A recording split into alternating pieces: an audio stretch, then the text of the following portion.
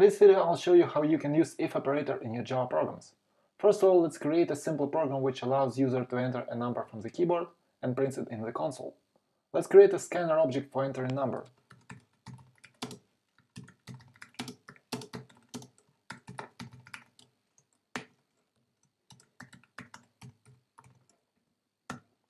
Here we need to import scanner class in our program with help of this option. And this line will be added. Of course, you can edit this line with your hands if you want. Then we need to close the scanner with close method. Now let's declare a simple int variable and enter it from the keyboard with next int method. Then let's print it to our console.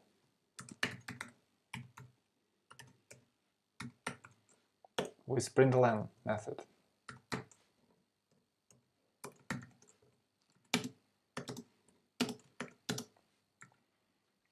And let's test our program. We might enter 3, for example, and our program prints a equals 3. If user enters 12, program will print a equals 12. Now let's add if operator to our program. The simplest variant of if operator has very simple structure. First of all, we need to use if keyword, and then in route braces we need to specify our condition. It might be a very simple condition, or it might contain a lot of parts, but all conditions should be in round braces. Then in curly braces we need to specify the body of if operator. It might be one or many lines which will be executed only if this condition is met. Let's add very simple condition here.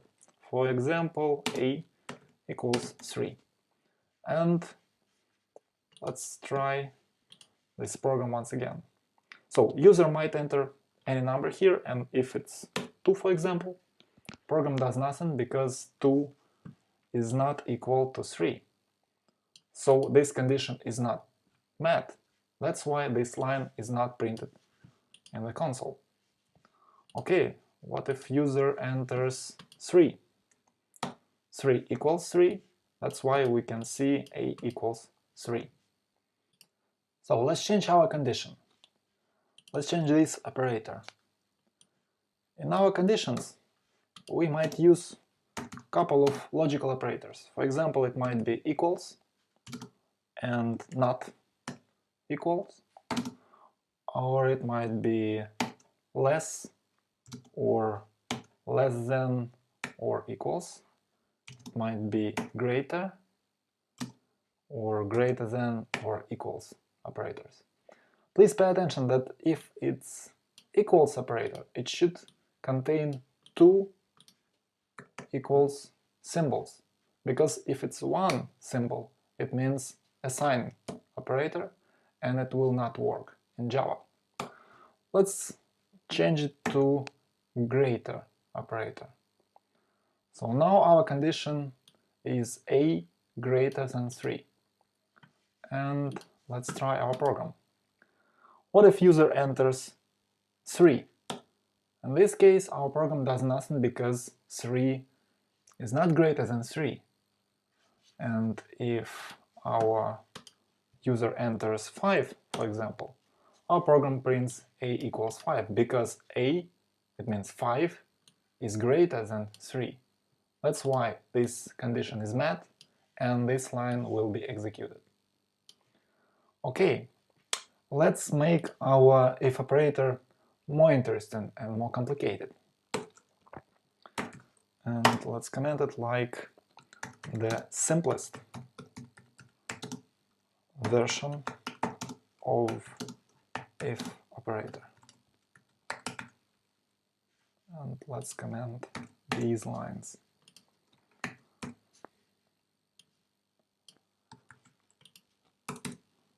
Let's add else section to our if operator.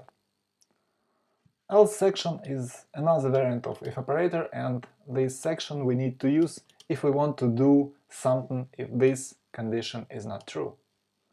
For example, I want to print no in the console. No. And let's try our program once again. If user enters 7, for example, the condition is met because 7 is greater than 3. But if user enters 1, we can see no in the console because this condition is not met, because 1 is not greater than 3. That's why this else section was executed. It means if a is not greater than 3, this condition, this section should be executed. And if it's true, this section will be executed.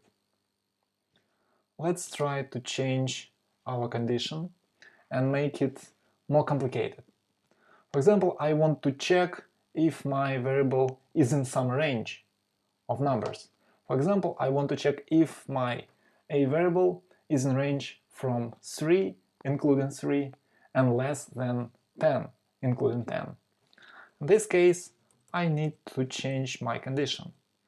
A should be greater or equals 3, and this is logical AND operator. A should be less or equals 10. Now let's run our program and see what it does. If user enters 2, for example, it will be no in the console because the condition is not met. 2 is not greater or equals 3.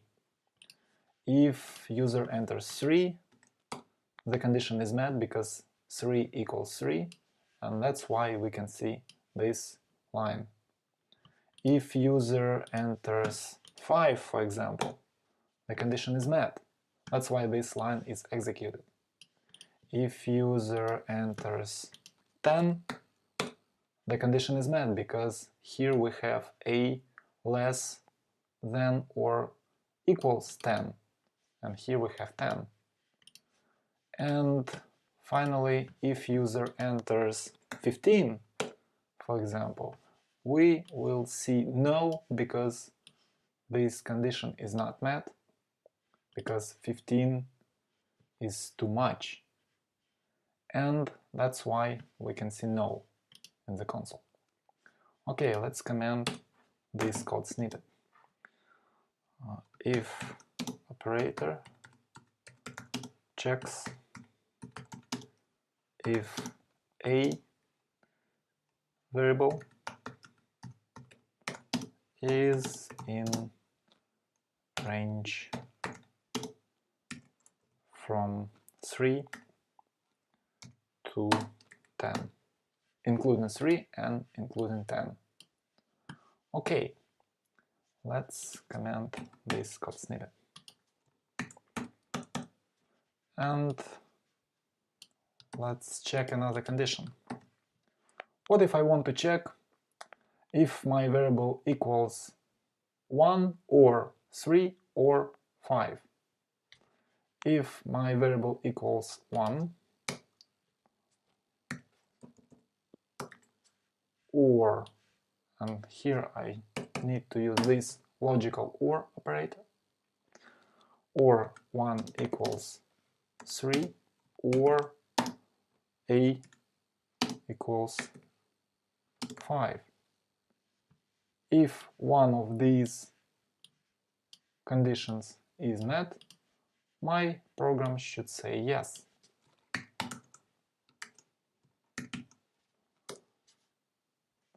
And if it's not, it should say no. Let's try this program. If user enters 2, the condition is not met. That's why we can see no in the console. And if user enters 1, the program says yes, because this part of condition is met. And if user enters 3, program says yes, because this part of condition is met. And if we have OR operator, it means one of these 3 conditions should be met, and if it's true, the whole condition will be true. Okay, if user enters 5, this condition is met, and that's why general condition is met as well. That's how it works. This OR operator means that our condition should be met, but only partially. Okay, what if we change this OR operator to AND operator? This is pretty pointless, because our variable cannot be equal to 1 and equal to 3 and equal to 5 simultaneously. And that's why this line will be not executed at all. Let's try. 1, no, and 2, no, and 3 still is no, and 5, no. Because our condition will be not met at all, always, because of these AND operators. Let's change them back. When we have OR instead of AND operator here, it will work. Let's try it once again. And now we can see yes.